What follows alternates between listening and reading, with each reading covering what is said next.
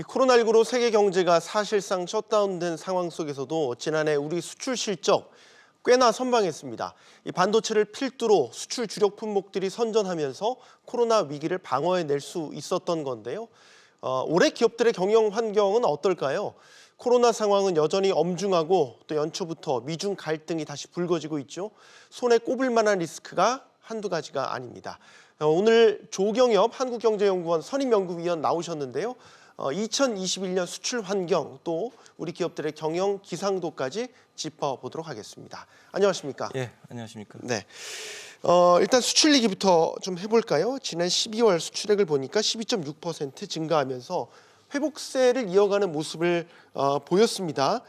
전반적으로 보면 하반기 들어서 수출이 그래도 코로나 위기를 딛고 좀 반등하는 모습을 보였었는데 특히 또 눈여겨볼 만한 건 주요국 수출에서도 모두 선전하고 있는 모습도 보였고요. 어떻게 보셨습니까? 예, 맞습니다. 그러니까 총 수출이 전년 대비 5.4% 줄기는 했지만 그러니까 2분기에 거의 한 20% 이상 줄었지 않았습니까? 그러다 3분기에 이제 어느 정도 좀 회복을 하더니만 이제 4분기 들어서 플러스로 이제 전환되는 이제 지금 모습을 보이고 있습니다. 네. 그리고 지난달에 특히 이제 12.6%를 증가를 하면서 500억 달러를 이제 돌파를 했습니다. 사상 최대를 기록을 했는데요. 네. 이런 이면은 이제 코로나로 인해서 이제 비대면 활동이 늘어나고 그러다 보니까 이제 반도체 이런 IT 제품에 대한 수요가 이제 급증을 했습니다. 그래서 반도체뿐만 아니라 그 무선 통신기기, 가전 뭐 이런 것들이 2달 연속해서 이제 수출이 증가하는 이런 모습을 보이고 있습니다. 특히 이제 진단 키트 가 이제 수요가 이제 늘어나면서 바이오에 대한 그 수출도 한 100% 이상 늘어났거든요. 네. 그러다 보니까 올해 이제 바이오 수출이 거의 100억 달러를 지금 돌파를 했고요. 네. 그다음에 지역별로도 이제 CIS나 중동을 제외하고는 모든 지역에 대한 수출이 지금 증가하는 모습을 보이고 있습니다. 지금 뭐 말씀하신 것 들어보면 오히려 어떤 업종에서는 우리가 코로나 위기가 아니라 코로나 특수를 누린 그런 반도체라든지 뭐 바이오 쪽 분야는 그렇고요. 어떻게 보면 수출이 오히려 코로나 덕에 개선된 것처럼 보이긴 한데 시각을 조금 더 길게 보면 사실 코로나 이전 상황을 보면 우리 수출이 뭐 점차 우하향 기조를 그렸던 그래서 수출 경쟁력이 점차 약화되고 있는 것 아니냐 이런 것들이 우리의 성장률 기조에도 문제가 되는 것 아니냐 이런 우려들이 많았기 때문에 사실 지금 코로나 특수라는 것 말고 좀 더 길게 본다면 시각을 좀 달리할 필요가 있지 않을까 싶습니다. 예, 맞습니다. 지금 이제 2년 연속해서 수출이 큰 폭으로 감소를 하다 보니까 지금 뭐 2달 연속해서 수출이 증가했다, 두 자릿수로 증가했다, 뭐 이런 것들이 이제 뉴스거리가 되고 있는 것입니다. 네. 코로나가 발생하기 이전에 2019년 수출을 보면 한 10.6%나 지금 감소를 했거든요. 네. 그래서 이제 그 2년 연속해서 수출이 감소를 하면서 지금 현재 수출 수준은 현 정부 출범 이전이 2016년 수준까지 지금 쪼그라들어 있는 상태입니다. 그래서 네. 지금 현재 이렇게 안 좋은 이유를 보면 이제 그 미중 무역 갈등이나 뭐 이런 것들로 인해서 세계 교역량이 이제 감소한 이유도 있지만 더욱 무엇보다 중요한 것은 현 정부 들어서 반기업 친노조 정책이 상당히 강화됐잖아요. 네. 그러다 보니까 생산 비용이 높아지고 이런 것들이 이제 수출 경쟁력을 약화시켰던 것이 가장 큰 원인이라고 생각을 합니다. 그러니까 세계 교역량 보면 2년 동안 감소폭이 한 9.6%인데 네.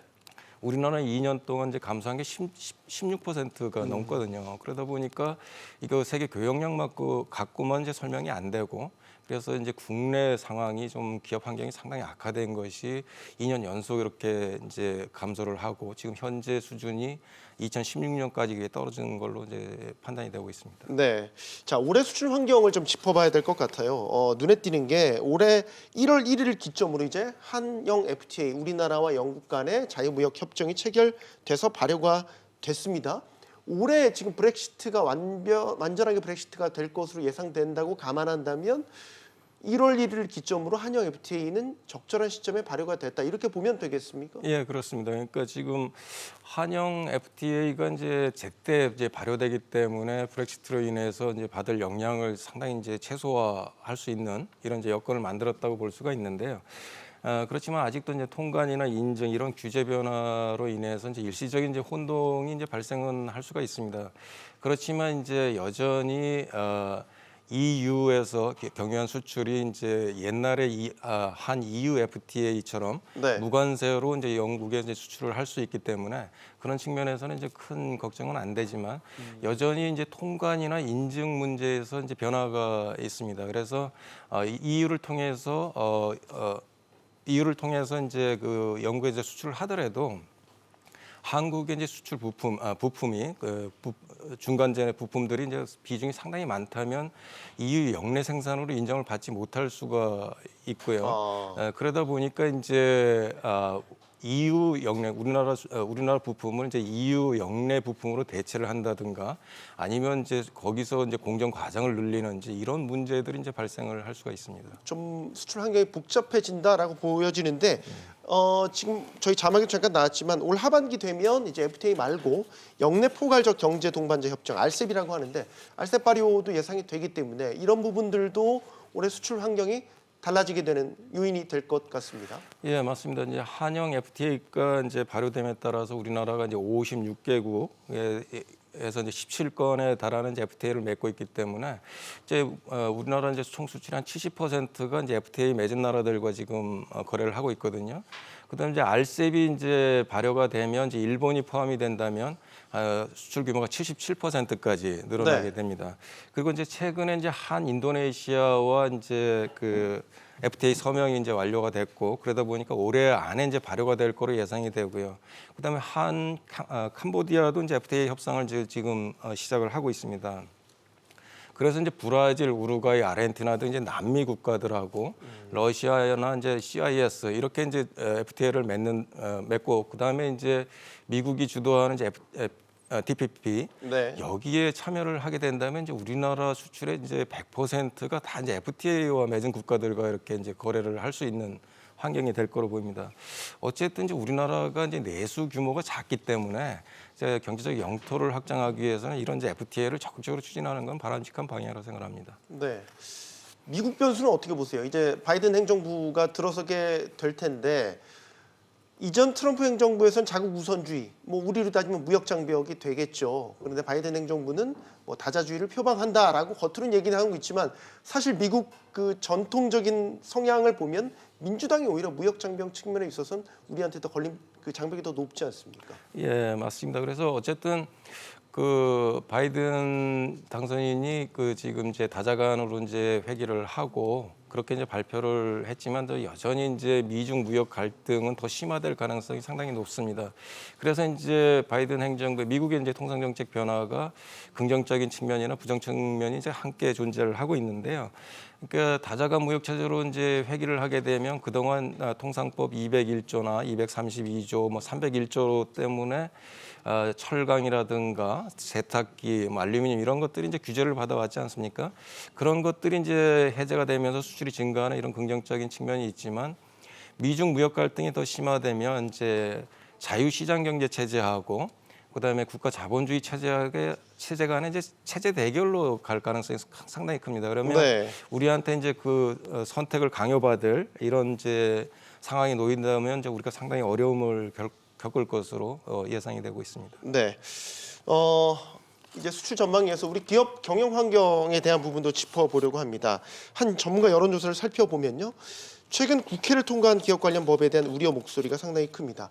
경제5단체 신년사 주요 내용들을 보면 기업들 옥죄는 규제 좀 완화해달라, 풀어달라라는 게 주요 기업들의 요구사항이었습니다. 이런 것들이 보면 확실히 재계에서는 역시 기업들의 옥죄는 관련 법, 규제 이런 것들에 대한 우려가 여전히 큰 것 같습니다. 예, 맞습니다. 지금 가뜩이나 이제 수출도 상당히 안 좋은 상황에서 이러한 이제 규제들이 기업규제 3법, 그다음에 노동법 여기에 이제 중대재해법까지도 이제 통과될 예정에 있지 않습니까? 네. 그러다 보면 사실 모든 것들이 CEO한테 이제 연결이 되고 그러다 보면 감옥에 가지 않거나 그다음에 경영권을 방어하기에 이제 여기에 원통 신경을 쓸 수밖에 없거든요. 그러다 네. 보면 우리가 미래를 위해서 투자나 이런 것들을 이제 소홀히 이제 할 수밖에 없는 상황에 이제 놓이게 되는데요. 그렇게 되다 보니까 이제 설문조사나 이런 거를 보더라도 기업이 한 24%가 지금 해외로 이제 공장을 이전할 계획이 있다 이렇게 이제 응답을 하고 있고 고용을 축소하겠다고 이제 응답하는 기업도 한 8%나 지금 달하고 있는 상황입니다. 그래서 상당히 이제 기업들이 어려움을 더 겪고 있는데 사실 이제 이런 것들을 보면 우리나라는 이제 반기업 정서가 상당히 강하지 않습니까? 네. 그러다 보니까 그런 반기업 정서를 보면 다 이제 오해나 잘못된 것이 상당히 많은데 그러면 이제 정부나 국회나 이런 여기서 이제 국민들을 좀 설득하는 이런 쪽으로 가야 되는데 오히려 이제 반기업 정서를 이용을 해서 인기 영합적인 이런 이제 규제 법안들을 많이 만들고 있기 때문에 지금 상당히 좀 어려워지는 거라고 생각을 하고 있습니다. 네. 소위 뭐 국회에서는 입법 남발이라고 해서 각종 뭐 기업 관련된 규제 법안들을 뭐 남발하듯이 발의한다. 뭐 이런 식에 대한 비판도 여전히 나오고 있고요. 최근에 또 눈에 띄는 게 이 청와대 이 국민청원 게시판에요. 이재용 부회장 충분히 시달렸으니 이제 그만 선처해 달라라는 글이 올라와서 또 얼마 전에 화제가 되기도 했었죠. 반기업 정서 얘기하셨으니까 이런 부분들이 뭐 반로로 나타나는 것 같습니다. 예, 맞습니다. 이제 지금 갈수록 이제 반기업 정서도 강해지고 기업의 사회적 책임을 요구하는 이제 목소리도 상당히 커지고 있습니다. 그래서 직접적으로 기업들은 이제 초일류 기업으로 만들고 돈을 많이 벌어와서 많은 사람을 고용을 하고 그다음에 투자자들한테도 이제 많은 배당들을 하고 그래서 모두가 이렇게 좀 부자가 되는 쪽으로 만들면 그게 이제 가장 좋은 사회적 기업 책임이라고 이제 할 수가 있는데요.